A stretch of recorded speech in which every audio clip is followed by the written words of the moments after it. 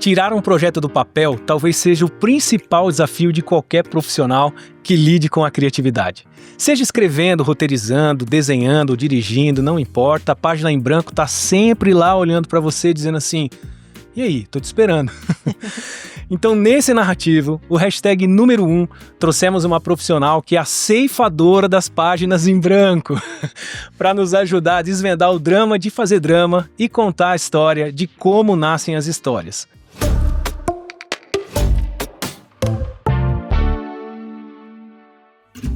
Aqui do meu lado, a minha amiga, parceira, Patrícia Vicentini, tudo bem? Oi, tudo bem? E vamos à nossa convidada, que é roteirista, escritora, professora, mentora de roteiros, um dos principais nomes em projetos de não ficção no Brasil e atualmente faz parte do núcleo de desenvolvimento de novos projetos da produtora Teleimage em São Paulo. E eu também tenho um enorme prazer de poder chamar de amiga. Tita Briolo. Obrigada, Douglas. Obrigada, Patrícia, por vocês terem me convidado. Eu vou ficar para sempre na minha cabeça com a ceifadora de páginas em branco. Eu falei uma palavra que você nunca mais esquecer. Mas para sempre. Eu vou ficar, agora eu não posso ter crise, eu não posso ter crise. Não pode ter página em branco mais, não você pode viu, ter né? Crise. Tá bom. Tita, obrigada pela sua participação. Obrigada mesmo. Uma honra te receber aqui. Obrigada. A ideia hoje é, e assim, né, a gente já conversou um pouquinho sobre isso, já topou, e eu fiquei muito feliz que você topou essa nossa proposta, que é fazer um laboratório aqui. Então, o narrativo é meio para criar um laboratório mesmo. Que às vezes acho que a gente consome muito conteúdo, né? Hoje em dia a gente tá nesse hype de palestras e mentorias e tudo mais. Mas eu acho que falta no mercado um laboratório. A gente tentar puxar isso um pouco para a prática, assim. Porque acho que tem muitas questões que todos nós temos, né? Todos nós criativos temos, que é exatamente essa de como tirar uma ideia da cabeça e botar no papel. Até muito antes de tirar do papel e ir para produção, né? Então, tirar da cabeça e botar no papel, eu acho que é o mais difícil, porque ideia todo mundo tem.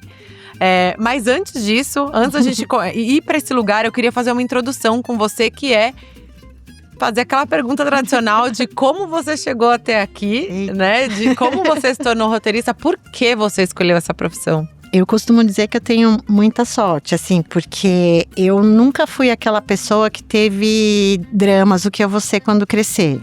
Desde pequena eu já sabia que eu ia ser roteirista, eu sempre falei isso, assim, eu tinha uma verdadeira adoração, assim, pela Janete Claire e pelo Marcos Rey, assim, tanto é que depois o Marcos Rey foi meu professor, eu amava isso.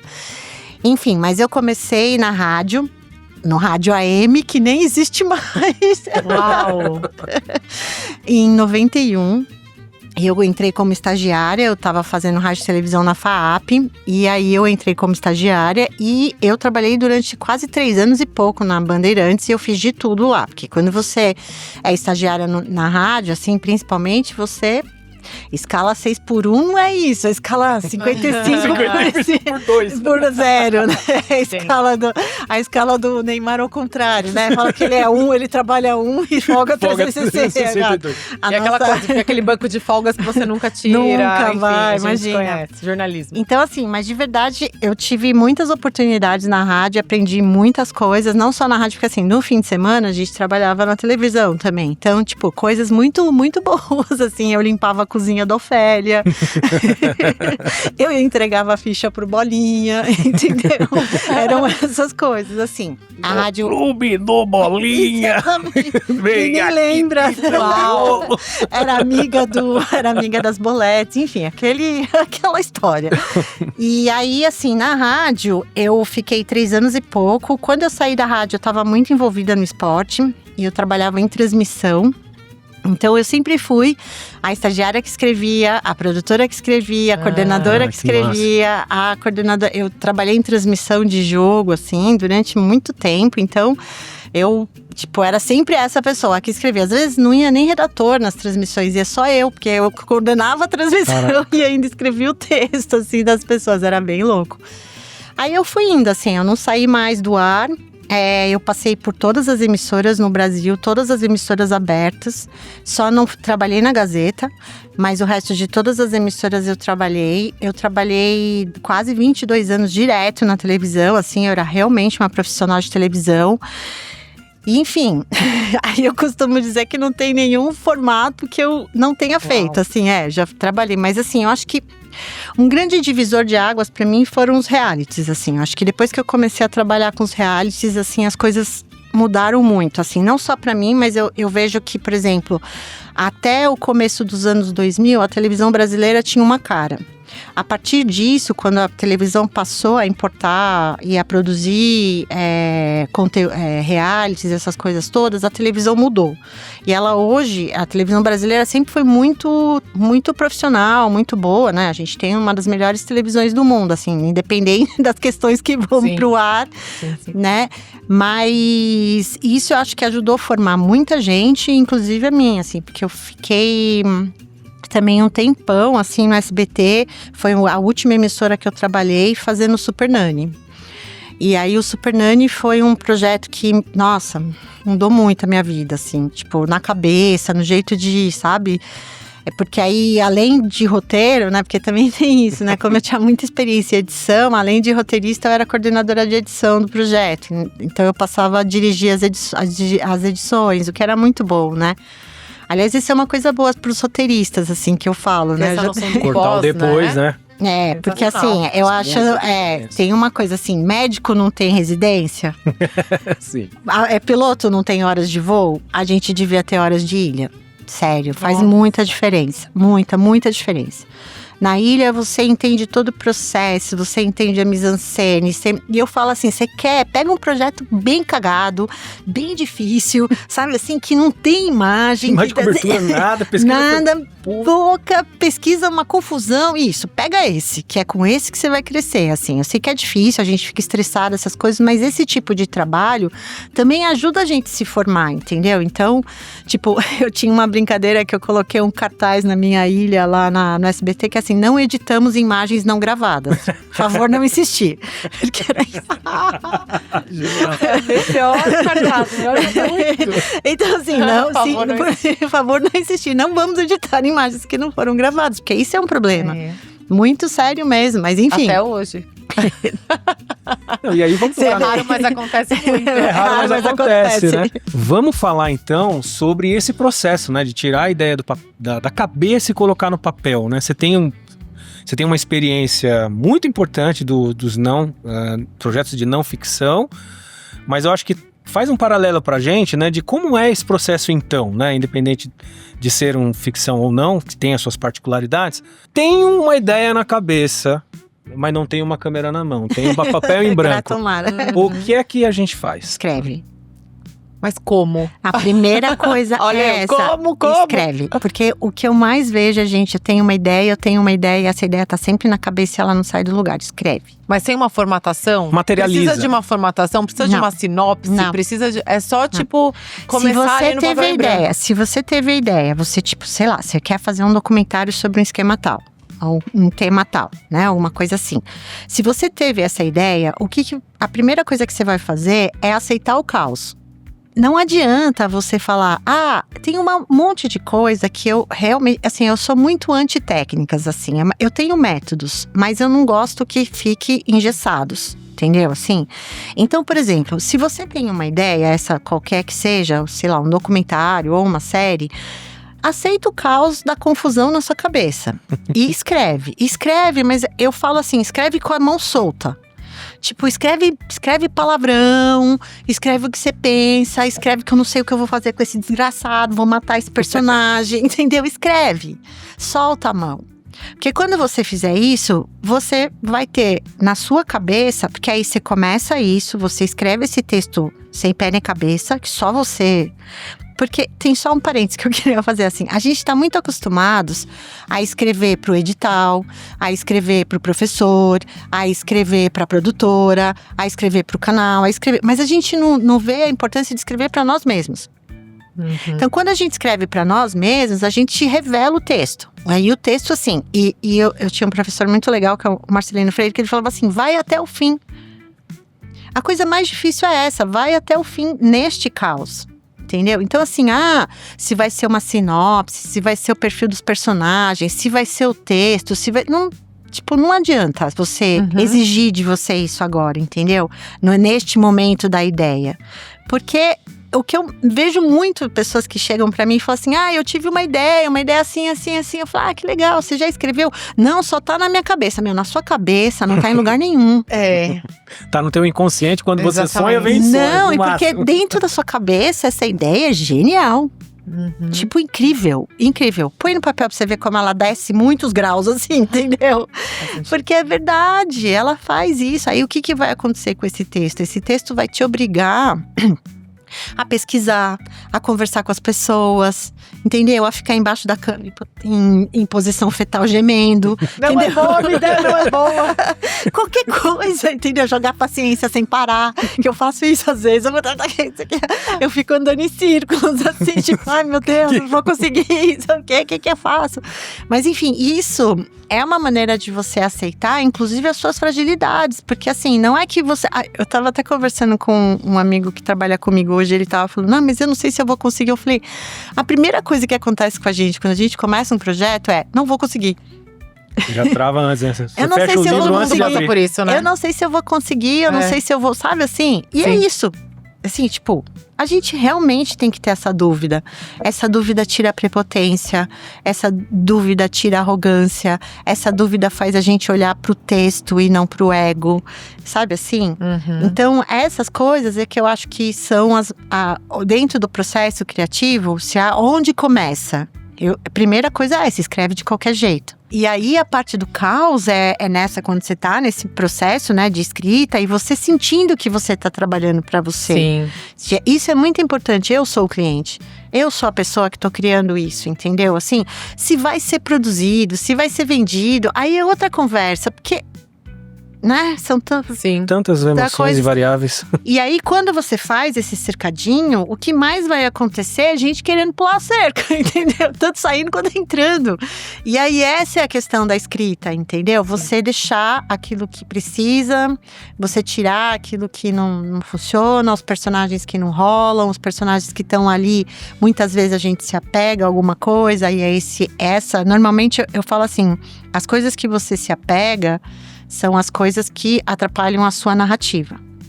Normalmente, se pergunte sobre isso. Assim, foi libertador ouvir essa parte. Porque eu sou uma pessoa muito… Meu ascendente em virgem, Sim. sabe? Entendi. Eu quero já botar tudo papel. Faz Por isso que lista, a primeira faz coisa que eu te pitches. perguntei… Então, a primeira coisa que eu te perguntei, mas assim, sem formatação, sem um… Como assim caos? Calma Faz aí. pitches. Como assim bagunça?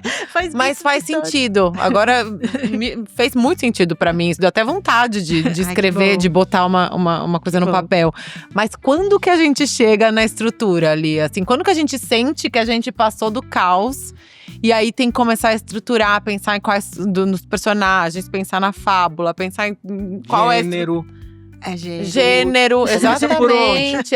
Começa pelo gênero. Que horas que você descobre qual que é o gênero do que… Entende?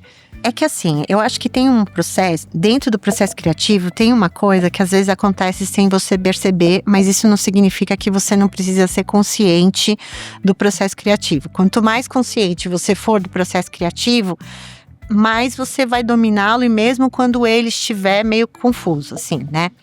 Então, quando você termina todo esse texto… assim, toda essa, né, o seu projeto, e você fez, ou seja, um resumo, uma lista de beats, assim, sabe? Tipo, como começa o meio e o fim dessa história, assim, como é? Tipo, deixa lá um final de semana, não pega nisso, porque você também fica obcecado, né? Você quer… Então, deixa um tempo e volta, depois de 2, 3 dias. Quando você for ler, você já vai editar automaticamente. Na sua cabeça, você já vai cortar. Aí você já vai começar a preparar um texto que vai ter uma forma. Assim, de novo, a gente vai escrever para edital, a primeira coisa que você tem que fazer é apresentação, defesa de não sei o quê. Não começa por isso. Começa pelo argumento, a sinopse, essas coisas todas, entendeu? Porque eu escrevo a sinopse de 5 linhas. Bom, eu não consigo, entendeu? Assim, não é meu, não é para mim, né? Então, assim, o que é para você? Porque o problema das coisas que são muito técnicas, no final dentro desse processo, te inibe. Eu tenho uma pergunta pra te fazer, Tita, que é a seguinte. Você falou agora de ser roteirista e escrever e tal. Não necessariamente a pessoa que vai começar a escrever a ideia ali, enfim, teve uma ideia pra vender um projeto, não necessariamente ela é a roteirista. Às vezes ela é uma outra autora ali dentro, Criador, né? Um criador mesmo. Até às vezes uma diretora, um diretor resolve vender a sua própria ideia e tal. Vamos chegar nesse ponto até antes de falar de efetivamente montar uma sala de roteiro e tudo mais. Porque você é uma pessoa com um poder de decisão muito grande dentro da Teleimage e você recebe muitos projetos. Então, o que tem que ser feito? Como que ele chega até você? O que eu preciso? Eu tenho um projeto aqui que eu quero vender para você agora. Como que ele precisa chegar para você?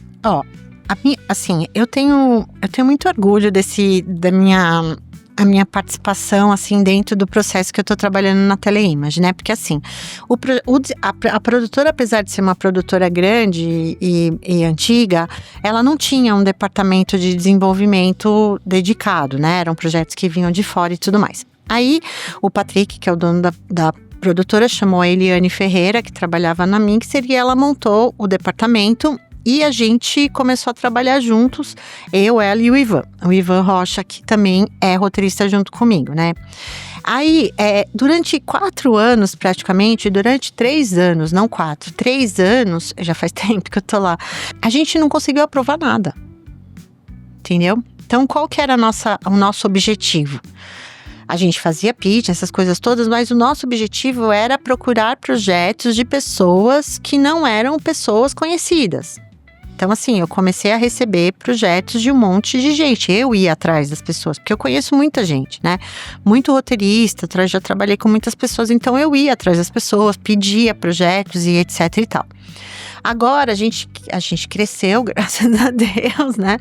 Não temos mais condições de fazer desta maneira, que era tão pessoal, assim, né? Aí a gente tem um e-mail que a gente recebe projetos e a gente lê todos. Uau. A gente demora… a gente lê todos, a gente comenta todos e a gente dá uma resposta para todos.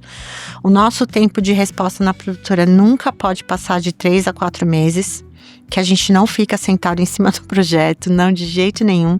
Mesmo que a gente goste do projeto, às vezes o projeto não tem condições de ser produzido na casa, a gente fala. Tem muitos projetos, assim, que eu vejo que estão saindo e eu falo, que bom que foi, porque a gente não consegue. Então, assim, primeiro é isso, tem que ter uma bíblia de apresentação, né, uma bíblia de venda. E é isso, mandar o projeto numa bíblia de venda. Não precisa fazer um PowerPoint cheio de foto. Pode ser um texto corrido PDF mesmo, que pra gente é melhor, entendeu? Eu acho. Só que não o caos. Não, texto formatadinho, bonitinho, direitinho, legal. Não, aí quando você vai mandar e você vai pôr no mundo, aí tem que ser um negócio que seja, assim, bem estruturado. Exatamente, bem estruturado. Mesmo que não tenha toda a estrutura, mas tenha uma boa premissa, já ajuda bastante. Entendeu? E o que tem que ter nessa Bíblia? Você fala Bíblia, dá um medo também, né? Não. Vamos lá. Não, Bíblia de venda. Mas mesmo Bíblia de venda. Mas é importante mesmo saber. Eu acho assim, a apresentação do projeto é muito importante. Tipo, o que é esse projeto? De onde ele veio? Por que você está contando essa história? Não, eu me envolvo… Depende do que for o projeto. Mas por que você está contando essa história, entendeu? Como você chegou a este assunto, né? Como ele te interessa? Como ele se relaciona com o nosso mundo, com o universo agora e o que quer dizer, entendeu? Tem sempre alguma coisa, assim, né? Assim, pra produtora, tá? Não é pra todo mundo, mas pra produtora. Não adianta, por exemplo, contar uma história de escola que se passa nos Estados Unidos. Não adianta contar uma história de policial que se passa nos Estados Unidos. Porque isso acontece demais. Muito. Porque a gente não tem a formação visual de certas coisas. E essas coisas acontecem demais. A polícia brasileira não funciona da mesma forma que a polícia americana e muito menos as escolas. Esse é só um exemplo. Trabalho, relações de trabalho e tudo mais. Então, essa apresentação, o que é, qual é o objetivo, qual é a intenção, não tem assim, sabe? Tipo, é uma apresentação, um texto curto, normalmente, tem uma página tal. Depois a sinopse. A sinopse, ela é sempre dessa maneira que eu falei, ela descreve as situações. as situações principais da série, os seus grandes beats, assim, né? Por isso que também uma outra coisa, depois que eu termino o texto, de editar o texto, eu gosto de fazer uma lista de beats. Por que eu faço essa lista de beats? Porque aí eu começo a ver, aí sim a gente vê a estrutura do projeto. O começo, meio e fim dela, entendeu? Porque aí você separa em lista. Eu adoro lista, né, virginiana? Eu não sou virginiana, mas eu tenho um ladinho assim. Então você faz isso. E isso vai te ajudar na formatação desse texto. Porque aí você vai, primeiro, controlar a história. Ter consciência da história, que isso é super importante. Você sabe o que é. A pior coisa que tem é sobre o que é a sua história. E você… né? Já era. Aí, essa apresentação, dependendo do que for, assim, se tem alguma questão técnica, por exemplo, se for um documentário, uma não ficção, qual é o dispositivo narrativo, né? Qual vai ser o formato dessa captação, como ela vai ser feita, porque, assim, é muito importante… para quem está fazendo não ficção, assim, saber ter na cabeça como funciona a produção.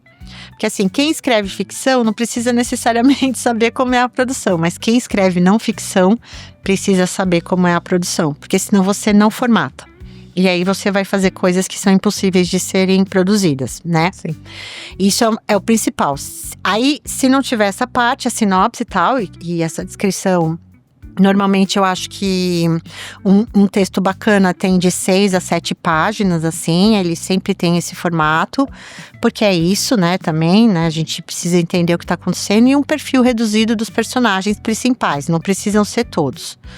E aí, uma coisa importante nisso é, não coloca no perfil dos personagens trama.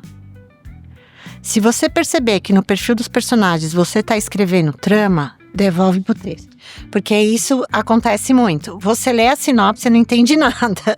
Aí quando você vai ler o perfil dos personagens, a trama tá no perfil dos personagens e quem são os personagens não estão. Entendeu? Então, isso é para todo mundo. Todo mundo passa por isso. Porque faz parte do caos. Você precisa escrever essa informação, só que essa informação, ela não vem naquela hora, ela não tá ali, você só vai descobrir quando você chegar nessa parte, entendeu? Então, a consciência, quando eu falo a consciência criativa, é justamente essa, porque se eu perceber que eu tô escrevendo trama no perfil, eu volto e coloco na sinopse, entendeu? Uma aula. Bom, Tita, então vamos falar um pouquinho do inferno, daquele momento glorioso que todos nós, quando passamos pela porta, a gente sente aquele frio na barriga, a gente não sabe se vai sair de lá vivo ou não. Gente, tô com medo desse momento, assim. Que é isso? Até parece, né? Mas é isso, né? As delícias de estar, né, desenvolvendo e tudo, mas que são as salas, né? Acho que a gente tem muita curiosidade pra saber. O projeto sai da cabeça, vai pro papel, você estrutura essa história e aí é chegado o momento de desenvolver, né? Sim. Geralmente a gente está falando de uma sala de roteiros onde geralmente a gente está trabalhando com projetos que vão ser extensos, né, episódicos e tudo mais. Então a gente queria saber um pouquinho deste momento. Dores, sabores, diferenças, o drama de fazer esse troço acontecer. Eu tenho uma característica até que você estava falando, que é assim, eu trabalhei poucas vezes como colaboradora. Sempre…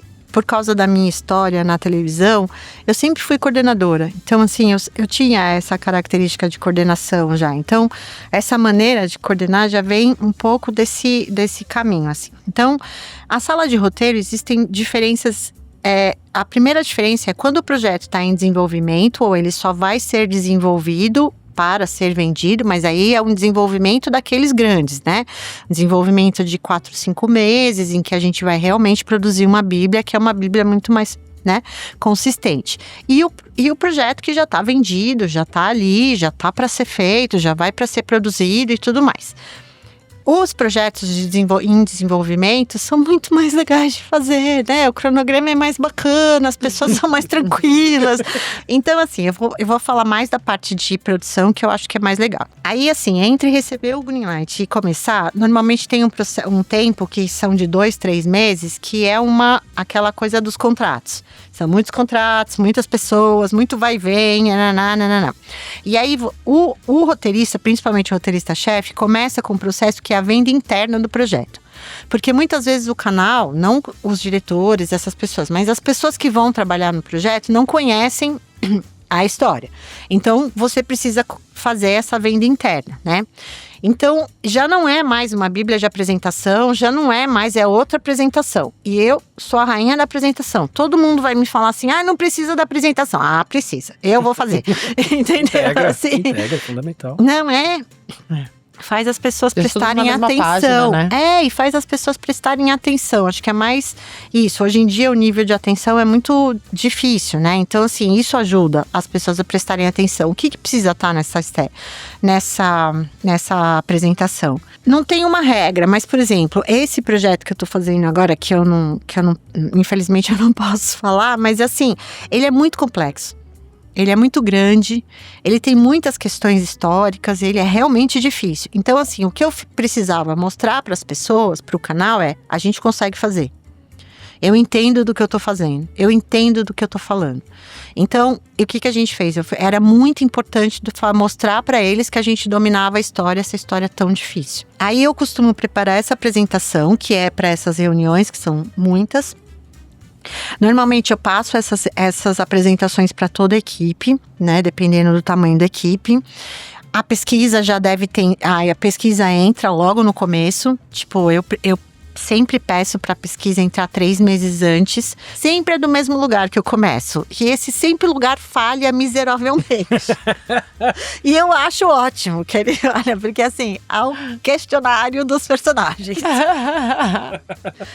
Todo mundo odeia ele. Eu tenho uma amiga que é roteirista, eu já chamei ela para trabalhar algumas vezes, ela fala, eu posso entrar depois do questionário?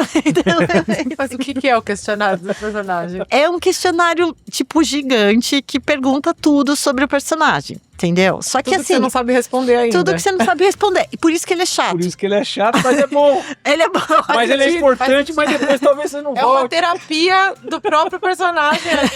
Você descobre coisas. Mas você descobre coisas muito boas. Porque assim, por exemplo, né, esse questionário, assim, o que você consegue, se separa, sei lá, 3, 4 reuniões pro questionário, não duram 2.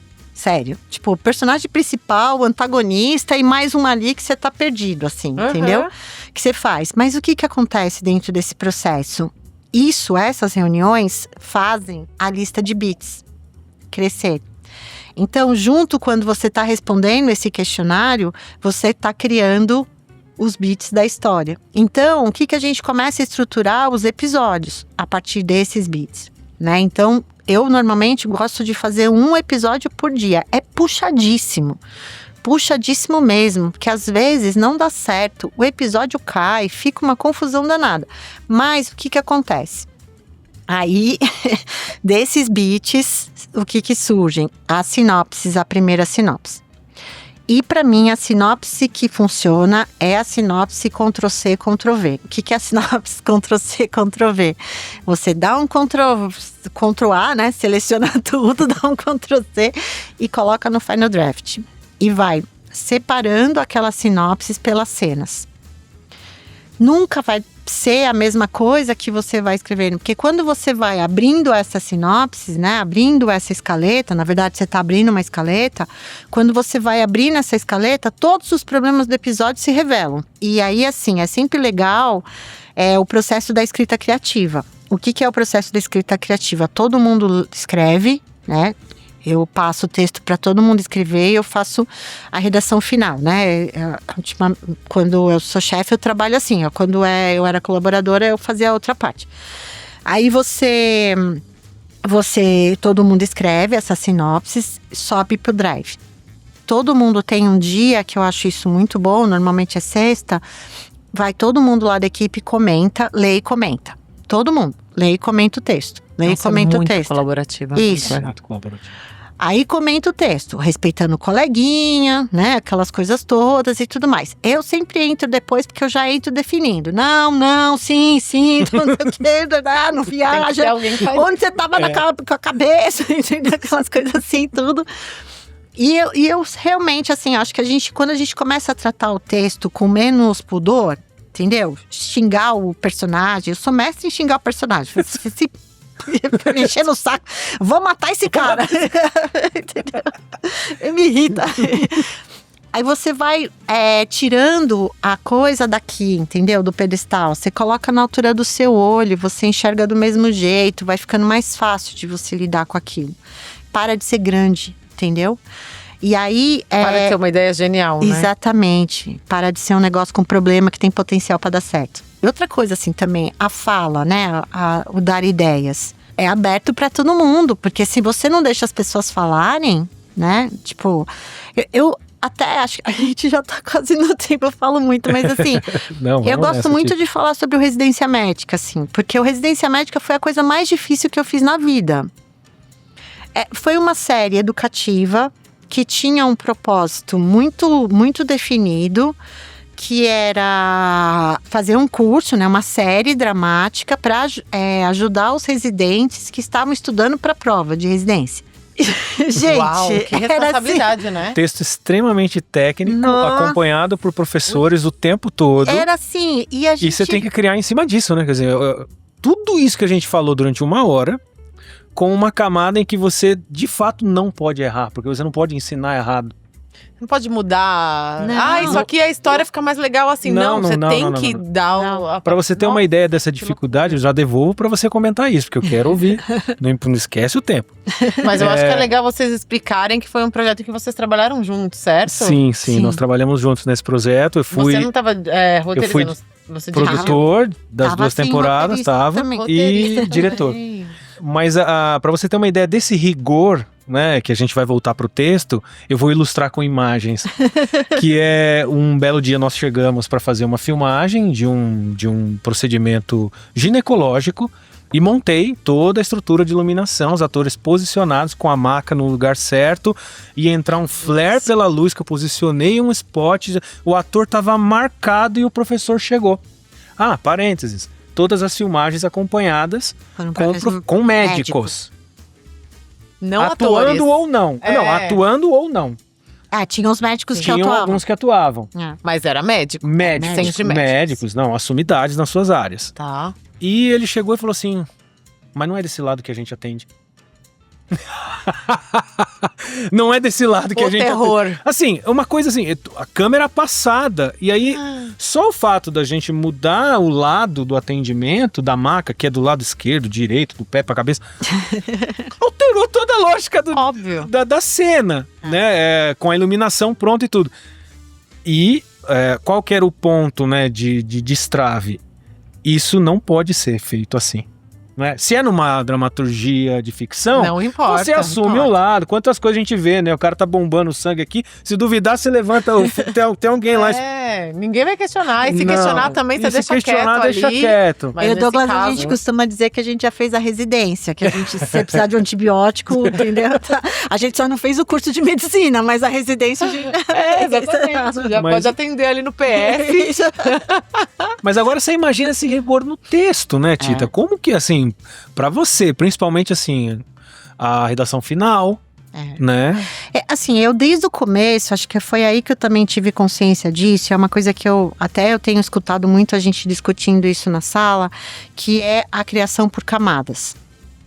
Ela nunca é definitiva. Então, assim, se você não se permite a escrever besteira, a escrever errado… E sabendo que você vai… Não existe escrever errado, desculpa. Escrever que, né? Você nunca vai chegar no legal, entendeu? Essa assim, eu acho que o que aconteceu com Residência foi justamente isso, assim. Tipo, imagina lidar com todos aqueles nomes, todos aqueles remédios, todas aquelas coisas, todas aquelas histórias. E falar, meu Deus do céu, entendeu? Assim… E ainda por cima, criar uma narrativa em cima desses casos, porque assim, a série ainda tinha uma coisa muito legal, que ela era procedural e dramática, que a gente não falou do gênero, então não vamos falamos lá. Nesse ponto. A série, tanto é que no começo, eu vi a série como comédia, lembra? Lembro. Que eu vi a série como comédia, e aí, não é comédia, é um drama, e é procedural. Então, qual que era o procedural? Eram 3 casos, né, um caso. 3 casos e geralmente tinha um falado, né, um explicado, um comentado que era só uma dúvida, uma conversa de corredor. Mas assim, por episódio a gente tinha 3 casos que eram tratados, então eram sempre da mesma maneira. Os nossos personagens, com seus dramas, atendendo pacientes, com as questões que tem a ver com… E todo episódio tinha um tema. Então, assim, por exemplo, era ginecologia, era psiquiatria, pediatria, tudo era, sabe, assim, muito setorizado. Isso que foi o que ajudou a gente a organizar as ideias e tal. No começo, a gente, tipo, não sabia para que lado ia, né? A segunda temporada foi o dia que aconteceu aquele negócio, que o episódio 1 foi, todo mundo aprovou. E eu falei, gente, não, pelo amor de Deus, volta com esse episódio. De jeito nenhum. De jeito nenhum, esse episódio não vai ser aprovado. Volta. E a Andréia leu e falou, não, tá aprovado. Eu falei, não acredito. E foi mesmo, então. Foi mesmo. Mas é porque eu acho que assim, bom, nós fizemos a primeira temporada totalmente nesse aprendizado, né? De como encaixar personagens com seus dramas pessoais dentro de uma narrativa que se fazesse coesa, com esses casos procedurais, né, uma mescla bem interessante ali, e resguardando o quesito educacional. Na segunda temporada, essa fórmula de encaixar já estava um pouco mais andada. Né? Se a gente já tinha mais consciência de os personagens se podia ir mais para lá, mais para cá, o que a gente deixou para trás no anterior, não foi? Foi. E aí, cara, agora que saiu esse... Mas a temporada como um todo, nós tivemos muito mais êxito muito nas aprovações. Foi muito mais fácil. De não errar o termo, assim, por exemplo, que eu achei bárbaro isso. Você não errava o termo. A gente não errava o nome das coisas, já sabia. Tinha vezes que a gente corrigia o médico. Dentes, né? Corrigiu o médico. Pode falar isso, que você não tá com raiva. Eles ficam bravos, a gente fala, mas isso não é assim. Ele, é verdade, esqueci, não sei o quê. Eu falei, eu vou te contratar. Pode acontecer. E aí, assim, a gente falou de drama agora, eu acho que foi um case perfeito esse que vocês trouxeram. E agora eu tô muito curiosa pra falar de Vivi Viravento. Vivi Viravento, porque, minha amiga. Porque é infantil, eu acho que assim, é muito peculiar, acho que enfim, quero saber, né? Tô curiosa pra saber, porque deve ter uma forma completamente diferente também de lidar e de trabalhar. Foi o seu primeiro infantil? Como que surgiu essa série na sua vida? Não, eu já escrevia pra criança, fazia freelas, assim, de várias, tipo, coisas que eram da televisão, assim. O Super Nanny me ajudou muito, né? Porque era, né, muito ligado com isso, assim, e tal. Uma amiga minha, a Fernanda, me chamou para ser a coordenadora da sala, justamente por causa dessa minha característica de coordenar a sala e tudo mais, tal. O projeto em si, ele foi criado pelo Ale Abreu e a Priscila Kelly, né? Eles criaram um projeto e ele só foi realizado depois de 9 anos. Uau, entendeu? Pra todo mundo saber também isso, que às vezes demora para um projeto. Questão de falar, assim, foram 9 anos. Quando a gente recebeu o projeto, que o projeto ia ser… né, finalizado, ia rodar aquela coisa toda. Eu ainda não conhecia o Ale, e aí a gente foi fazer uma reunião e eu precisava apresentar para ele o que eu tava pensando, tal, não sei o quê. E ele era muito apegado num personagem que era a vovó Rosa Rara, que era a avó da Vivi. Só que essa personagem engessava a história de uma tal maneira que não ia para lugar nenhum. Entendeu? Assim… E aí eu falei, Fê… Aquele apego que você falou no começo. Exatamente. Aí eu falei pra Fê, olha, eu tenho uma proposta estrutural, assim, mas não é essa que a gente vai ver, essa daí nasceu depois do desenvolvimento. Mas eu acho que não rola ter essa personagem, porque ela vai atrapalhar e não tem nada a ver e tal, por mais fofa que ela seja, tal. Não é uma vovó Juju do Irmãos do Jorel. Não é. Então, e aí, não, e fora que eu sou nerd a um grau, assim, de animação. Gosto também. Não, a animação, de animação. Nossa, assim, é uma coisa que, assim, você quer me ver feliz, você vai lá, eu largo tudo e vou. Entendeu? Assim, eu adoro animação. E aí a Vivi veio num momento bem complicado da minha vida também, porque eu tava fazendo um trabalho muito difícil. E aí esse trabalho tinha muito pirado minha cabeça, essas coisas todas, e a Vivi veio me salvar. Então, tipo, eu sempre falo isso, assim. Então, eu acho que eu me dediquei tanto a ela, eu tenho tanto carinho a isso, por causa dessa história, né? Então, como começou o processo criativo? A gente fez uma imersão criativa, porque aí a gente tava trabalhando num outro lugar, né? E o projeto tinha um projeto de colagem, né? Coisas de criança, assim. Era bem essa coisa do notebook, assim, né? Scrapbook de crianças e tal. E aí a gente fez isso, várias reuniões em que a gente recortava papel, colava, bem a linguagem da série. Exatamente, né? isso. Bonitinho. E aí, como seriam os personagens, quais seriam os personagens, quem ia falar, quem não ia falar, quais eram os cenários. Porque na animação é muito importante isso também, né? As pessoas falam assim, na animação pode tudo. Não. Você pode 3 personagens, 5 cenários, não sei o que, e tudo mais. Mas que isso é sempre uma limitação, assim, né? Você tem sempre um lugar, assim, que você tem que trabalhar. E a Vivi tinham 26 episódios, e 26 episódios, cada um tinha um cenário, cada um tinha um lugar que ela ia visitar procurando Vira-Vento. E Vira-Vento era um lugar que ela imaginava e ela estava sempre indo e vindo. Quando a gente estava com, acho que 45 dias de criação, de desenvolvimento, o projeto foi cancelado. Puxa. Já estava vendido? Já estava no canal, tudo direitinho. Só que tinha um grupo canadense que também ia participar do dinheiro tal, do financiamento, e saiu. E aí a gente parou, foi, aquela história, não sabia quando ia voltar tal. Aí eu falei pra Lê assim, eu vou aproveitar o que a gente criou e vou escrever um roteiro. E aí eu escrevi o roteiro, porque assim, outra coisa importante na animação para este público, que é o público pré-escolar, é que precisa ter um formato. É sempre importante ter um formato. O que é o formato, né? Não é uma coisa que... Isso também, né? Às vezes, não quero formato, porque vai engessar. Eu falo assim, não vai engessar. Vai te ajudar muito, muito, muito. Então, era muito... E o Discovery é um canal que trabalha com formatos, né? Então, tinha que ter um formato. Então, a primeira coisa que a gente fez foi criar o formato da Vivi, como ia ser a série a partir dos conceitos da animação. Aí eu trouxe a linha narrativa, se vocês quiserem mostrar para eu. Então, assim, são sempre... Esse é o formato, e aqui no caso. Esse é o formato. Esse é o formato. Essa é a linha narrativa da Vivi, né? Tipo, como que é, com os 10 minutos. O roteiro, ele tinha um formato diferente, porque a gente chamava de níveis, não de atos, né? Então, assim, tinha abertura, porque tudo também na animação é por tempo, né? Então, a animação é orçada por tempo, né? Então, você marca bem esse espaço de onde a narrativa vai estar, exatamente. Né? Então, assim, abertura, o doc, fotos, o que era, onde a Vivi tá. Então, quando você assiste o primeiro episódio, ela, eu estou no Quênia. E situa geograficamente aí. Tem as fotos do lugar e tal. Sim. Aí ela encontrava uma pista, eu queria me matar por causa disso, porque fui eu que criei isso, foi super difícil de fazer isso. Eu falava, quem teve essa ideia? E tu? Foi eu. Porque assim, ela falou assim, pra chegar em Vira-Vento, eu preciso não sei o que lá. E aí, gente, tipo, vai achar haja 26 coisas 26 pistas diferentes de lugares diferentes. Aí a parte rosa, ela chegava em Vira-Vento, né? E aí ela vivia uma aventura no lugar onde onde era a cidade, tipo Tóquio, no Quênia, no Atacama, tem no Foz do Iguaçu, tem várias assim que ela faz, E aí tinha um formato, porque dentro desse lugar a Vivi sempre encontrava uma pessoa que estava com problema, um personagem que estava com problema, um personagem da imaginação, ele nunca tinha forma humana.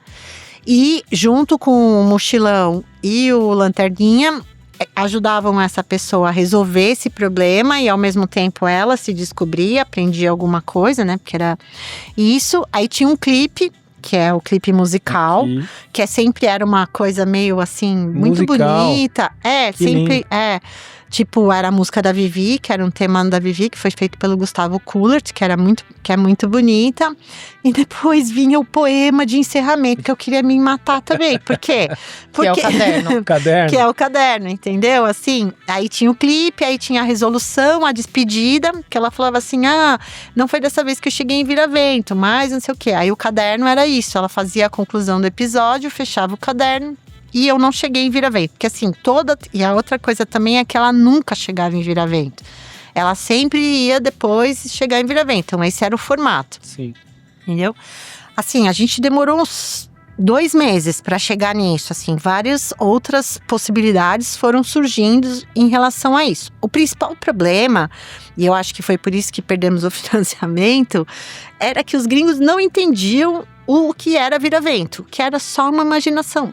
Eles queriam materializar uma coisa da imaginação já no formato. Exatamente. Não deixando, por exemplo, são as escolhas, né? Não deixando esse espaço, por exemplo, do desenvolvimento da aventura acontecer mediante uma pesquisa prévia, um assuntamento prévio. Mas a gente tinha, por exemplo, eu gosto do episódio de Foz do Iguaçu, lá da Cataratas do Iguaçu. Então, qual que era o tema do episódio? A gente tinha um tema que a gente ia tratar ali. O Foz do Iguaçu é o lugar que tem mais arco-íris do mundo. Que a gente também tinha que fazer essas pesquisas e tudo mais. Então, o que era? Era o arco-íris pequenininho, que ia mudar de escola e precisava ir para a escola de arco-íris grande, que era pular a catarata. da catarata, entendeu? E aí, isso é para muitas crianças se identificavam com isso, assim. Por quê? Porque tem muitas crianças que passam por isso, saem da escola pequenininha e vão para a escola grande, entendeu? E fica com medo, não quer ir, etc, entendeu? Aí é outro mundo, assim. Escrever animação é brincar. Pra mim era brincar, assim, eu amo. Tipo, eu dava muita risada, eu só falava besteira, eu falo muita besteira e eu adorava. Então, nossa, tenho muito carinho por esse projeto, assim. E quando o projeto foi cancelado, eu falei pro Ale assim, eu vou escrever o roteiro e tal, depois a gente vê se aproveita tudo e tal. Aí mandei o roteiro pra ele. Aí ele falou assim: Tita, gostei muito do roteiro, bem legal, tudo, mas a série chama Vivi Viravento, não Mochilão Viravento. Porque eu adoro ainda Vivi, não, eu gosto muito desses dois, mas assim, eu gosto muito do Mochilão, era o personagem que eu mais gostava. Na primeira versão do roteiro, a Vivi tinha 3 falas e o Mochilão era o roteiro. Só existia um Se apegou pelo personagem secundário. Aí eu olhei e falei, caramba, Ale, pelo amor de Deus, não tinha percebido que…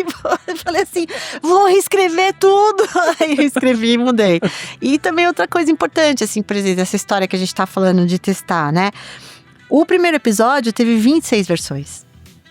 Uau! 26 versões. 26 versões. 26. O Isso último… antes de ser cancelada. Não, mas aí aí depois voltou. Depois voltou e aí depois voltou e voltaram. a gente produziu. Já com o formato vieram desenhadinho? Aí já com o formato desenhadinho, tudo, a gente já foi. Aí a gente produziu, aí foi até o fim, entendeu? E quem que pede essas versões? Essas Não, 26 a versões? gente mesmo. Vocês mesmos que falam, não, precisa de mais, precisa de mais, precisa de mais. Isso. E teve as Vocês são versões seus do próprios canal. clientes. Teve as pessoas E do canal. É que aí o canal eventualmente volta com uma versão que te acende uma luz e fala assim, não, mas peraí, já que ele tocou nesse ponto, eu tenho que mexer ali. E aí você mexe ali, é um efeito cascata, né? Não, e a pessoa com quem a gente trabalhava na Discovery, o Adriano, ele é um cara que entende muito, ele nem tá mais no canal, né? Mas ele entende muito de narrativa infantil. Ele é muito, assim, então, essas coisas eram muito importantes. Aí tinha uma questão da história da Vivi também, que as pessoas demoraram para entender, que era o ponto de vista. Nada acontecia fora do ponto de vista da Vivi.